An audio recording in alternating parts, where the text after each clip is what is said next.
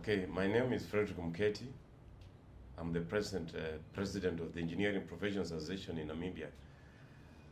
Here, I'm presenting an engineer who I'm giving a certificate as an associate member.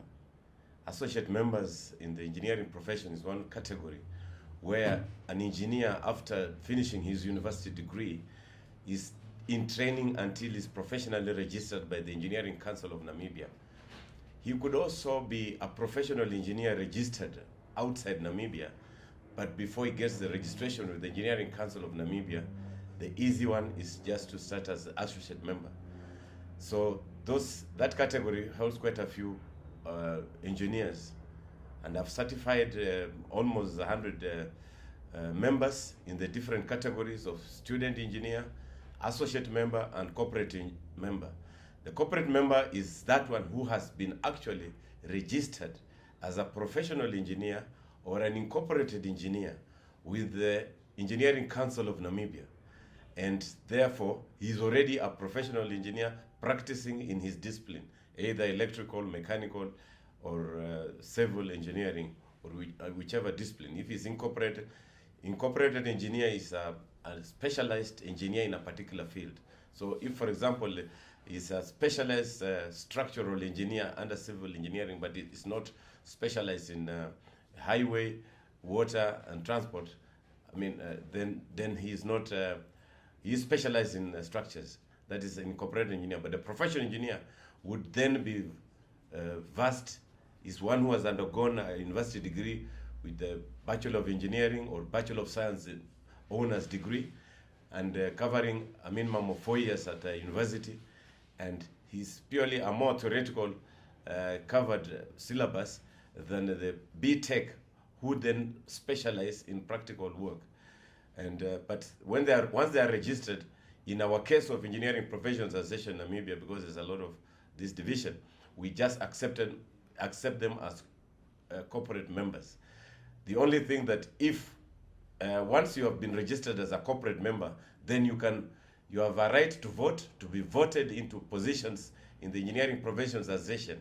But then you also, once you are voted in as an official of the Engineering Professions Association, you can also be nominated as one of the 6 members who normally Engineering Professions Association seconds to the Engineering Council of Namibia.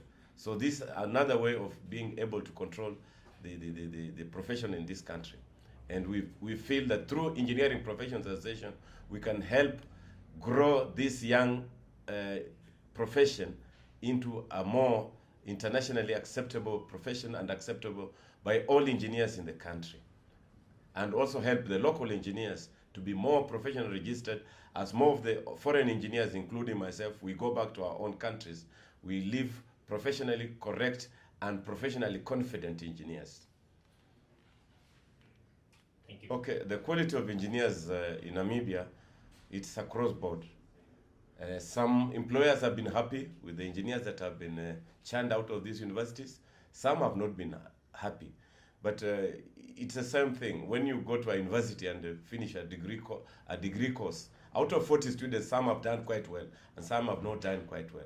So when you go to practice, this also reflects. So it's not because the standard of education was low, but some who haven't picked up will surely pick up. The good thing with Namibia is that before they started churning out the local engineers, many Namibians were also trained overseas in different countries. That mix of engineers helped to internationalize and put competitiveness to the edge so that we can learn from one another and we can always become better. Otherwise, there should be no fears that the engineers that will come from these universities will be, if they are a first-class honors engineer, is a first-class honors engineer. And we are trying to look at, together with the Engineering Council, Engineering Professions Association, to support the local universities to make sure that their curricula are internationally accepted. And even though we don't have the Washington Accord agreement signed by Namibia, that is the syllabuses, those are the syllabuses we are following with our 2 universities. And we are very happy that they cooperate and they bring in stakeholders and make sure that the curricula for all the disciplines are at par with the world degrees. My name is Sifulani Clarissa Sengwe. and I'm a mechanical engineer. I was trained here by Polytechnic of Namibia, which is now NAST. I'm a mechanical engineer, as I've said, and given a choice to work for the government or for the private sector, I would say I would gladly go to the private sector because there are more opportunities there, and the remuneration is much better as well compared to the government. So from that perspective, it's an easy choice to make. That's my opinion on that. I think for government to attract more engineers into the public sector is to come to power with the private sector, pay better and give them more benefits. I think if it's competitive enough, people migrate from the private sector to the public sector, and that should work out well in the end.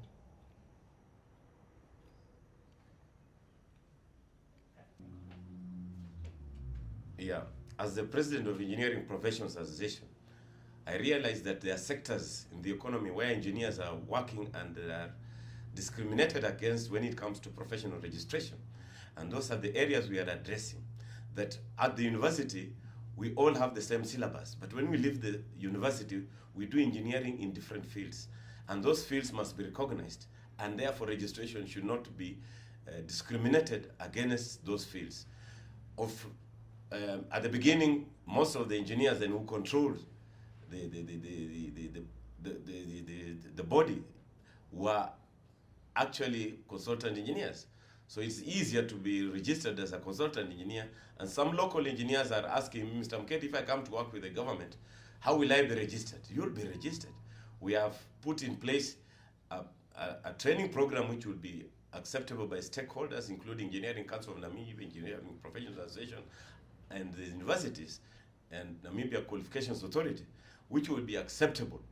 Because the government has a lot of enterprises that are doing engineering, NamWater, NamPower, the government garage. These are areas of practical, as well as the design office that is now in place, where engineers need to be trained practically. They need to be trained in design, that's in theory, and construction, commissioning, and fault finding. And therefore, these programs, when they are acceptable, like for the Ministry of Works and Transport, which the program is pending, we just need one-day workshop, and then it can be approved. People can look into it the same way we have been doing the university syllabuses and approve it. Once you approve it, then engineers know that working for any employer does not discourage you does not disadvantage you from being registered. The other one, I've visited the University of Namibia, and I'll be visiting the NAST, that is Namibia University of Science and Technology. And I'm telling the staff there, there's silence, but people are disgruntled. Their engineers are not easily being registered. We also have other countries that the engineering is being controlled, like Nairobi University controls the Institute of Engineers of Kenya. And therefore, the quality, we have annual conferences. When it comes to university dons, they are very good at arrangement of conferences. Therefore, we need to do an annual engineers conference in this country that pits industry and the universities. Now, I'm very happy that both universities have started these conferences, and I've been invited to two of them. We have done two different conferences. International Rails Federation conference was done here in May, which we participated. 3 years ago, we did the engineering forum to find the status of engineers in this country, but we want to do an annual engineers conference in this country where we share industry and university cooperation. People will present their papers from the university about latest technologies, and the industry will present their latest works. And therefore, you appreciate, when you are presenting such a paper, you appreciate you are at par with your colleague. If you don't attend such conferences, you'll never be sure where you are. Rejoice Keitunga. I'm an electrical engineer student in Namibia at the Institute of NAST. What I feel about the relation between what we learn at school and the industry, I feel that in the industry, there are things that you get taught in the industry that you can not be taught in school, you know? And what I feel that these institutions should give the students an opportunity to actually go practice in the field, so just to have a sense of what exactly is needed in the field. Because as I repeat, there are some things in school that you get taught in school that are not necessarily applied in the industry. So in most cases, I believe that students should at least go out in the industry, get a first-hand experience, and then from there they can actually go back to school and put the knowledge together. So then once they graduate, they at least know what to do in the industry and what is expected of them. You understand? That's what I feel at least. Rejoice, you told me that you're doing Bachelor of Engineering, and that's why I'm going to register you as a student engineer, which is one of the classes that we register. We encourage young men and young women at the university to be our members, so that by the time they leave, we guide them how to progress in their profession. How do you take between Bachelor of Engineering and Bachelor of Technology? There's a lot of debate now as we are looking at the Engineering Act. Actually, I had a conversation about this 2 days ago with one of my friends. You see, I believe there's a difference between bachelor's and BTech, B Science. You see, the problem is BTech students are more technical and they have more hands-on technical experience, whereas B Science, it's more of a theoretical. You know, it's just where it's mostly theory. You actually don't have you don't have that sense of what is really expected of you. Because as a BTech students go out in the field and, you know, they get the machinery, they actually look at the machinery and whatnot. They go to site and whatnot. Whereas B Science, you're all about books and knowledge. You understand? So I feel technically B Science students are, yes, they are well, theory-wise, they are thorough. But technical-wise, on the technical aspect, they are a bit lacking. Are you regretting that you should have done BTech then? My honest opinion, after being in the field myself, practicing, I believe that being a BTech student would have been a better choice. Well, but do you understand that to be BTech, you must specialize? And you said you're a mechanical engineer. Electrical engineer. You must specialize in a particular field, and therefore you cannot do the whole of electrical engineering. The idea of doing the BEng degree is to be thorough in your science. The practice you'll get after the university. And you can get anywhere. You understand that difference. Would you want to narrow and be fixed to a particular field where you can now not expound? Do you think you are disadvantaged that way, or you want to narrow in a particular field, or still want that science and get exposed to the different that particular field wherever you'll be taken? Because different employers take different people, and you get deeper in that particular field. But if you already had the science, you can leave that employer and go to another employer and get deeper again, because you already have the science. Yes, you have a very good point there. But I believe for BTech students, as you said, they are narrow, right? Yeah. In the sense that they are narrow, they are more thorough in that field of studies. You know, B Science, yes, you have a vast reservoir of knowledge, but then sometimes a vast reservoir of knowledge is not really good, in the sense that you tend to leave out a couple of things. You cannot remember everything. You know, I'm not trying to actually downgrade the B Science. B Science, yes, having a vast knowledge is good, but sometimes for having specializing into something means that the quality of work in that specific area will be better. Yeah, but the idea is that when you go out to a particular employer, that employer now zeroes you down to that specialization because he needs you that way.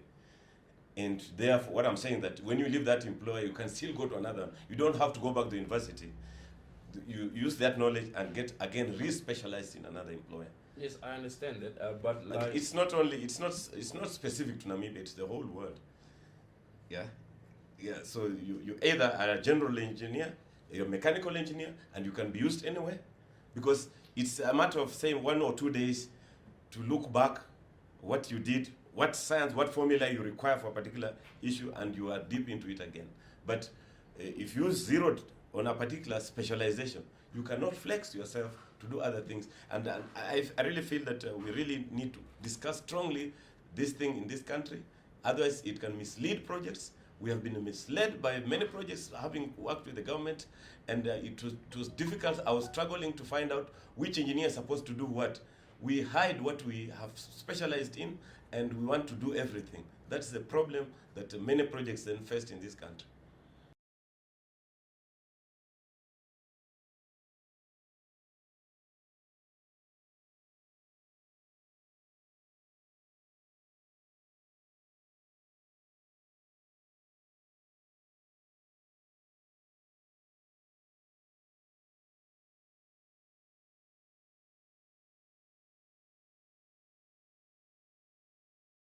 Okay, here's the Engineering Professions Association offices, and I would like to introduce our administrator, Rika Blau, who has prepared these certificates. Certification takes now 1 hour. Today it's taken about 1 hour and 20 minutes because of this interview. Otherwise, we are very grateful that since it's 1 year since we had Rika Blau, and now registration of Engineering Professions Association has gone a notch higher and want to improve the services even better. I would like then to hand over this student member, Rejoice Pandeinge Kaitungwa. He's a member of NAST, a student of NAST, and I'm handing over the certificate. Yes, hold it. Thank you. Yeah. Yeah. Keep it up. He's an electrical engineering student, Bachelor of Engineering. Keep it up and move a notch higher by joining us quickly and getting registered within 3 years as stipulated. And then here I have an associate member. He's a mechanical engineer, like me.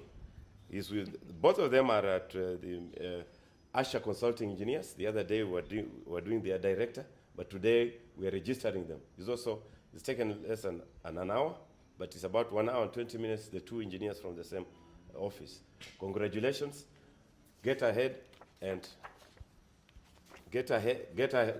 work harder and get registered within 3 years since your graduation. I know you have already gone beyond that, but you must work hard on getting the professional engineering registration. Once you get it, you become a corporate member.